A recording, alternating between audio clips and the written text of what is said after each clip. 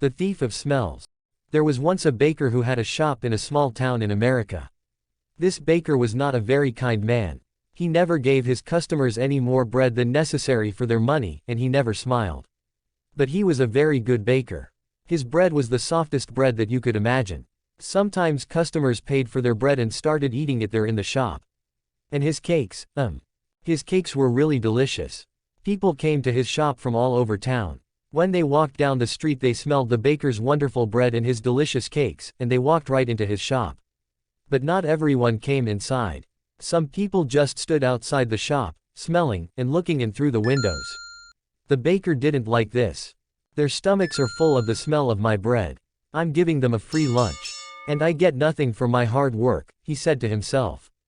Perhaps there's some way to put those delicious smell in bottles. Then I can sell them, just like I sell my bread.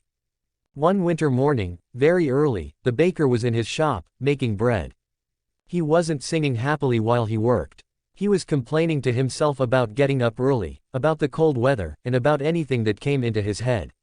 In the middle of all this, he looked up and saw someone looking in through the window. It was a young man wearing an old coat. He was looking at the baker's bread and he was hungry. He was smelling the fresh bread and smiling. When the baker saw him, he felt very angry. That thief outside my shop has a stomach full of the smell of my bread. It's a free breakfast. I get nothing for my hard work, while he steals my smells. The man didn't move, he just stood there, closed his eyes, and smelt the fresh bread happily. The baker was really angry now. He walked across the shop, opened the door and shouted at the man, "Pay me." "Pay you for what?" asked the young man in great surprise.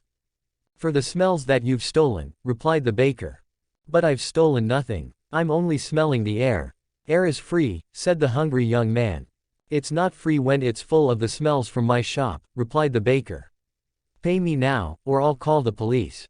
When the young man didn't pay, the baker took him by the coat and pulled him through the snow to the judge's house. He knocked on the door. After a long time, the judge opened the door in his night clothes. He looked at the baker and the hungry young man standing outside in the street. It was 6 o'clock in the morning. What could be so important so early in the day? "This man is a thief. He stole the smells from my shop," said the baker. The judge was surprised, but all he said was, "Come in and tell me your story. But first give me time to dress myself." He went back into the house. After a few minutes he came back, and he took them inside. They all sat down together round a large table. "All right, tell me everything." "Baker, you start," said the judge. He listened quietly. First the baker told him all about the hungry man who stole all his smells. The judge went on listening.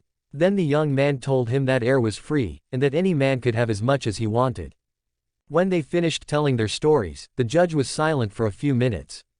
The baker started telling him again of how the other man took all his smells without paying. "Stop. Be quiet. I've decided what we'll do," said the judge. "Young man, do you have any money?" The young man put his hand in his pocket and took out a few coins. He showed them to the judge, and said, "Sir, this is all the money that I have in the world."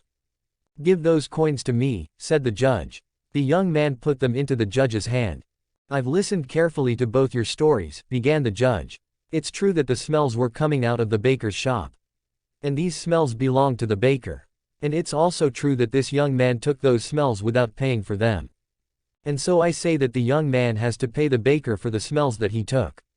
The baker smiled, perhaps for the very first time in his life. He held out his hand at once for the money. But the judge didn't give him the coins. "Baker, listen and listen carefully," he said. He shook the coins in his hands and they clinked together. "That can pay for the smells," he said to the baker. "Give me my coins, sir," said the baker, not smiling anymore. "No," said the judge. "I've decided that the sound of money is the best way to pay for the smell of bread." And with that, he gave the coins back to the poor young man and told him to go home.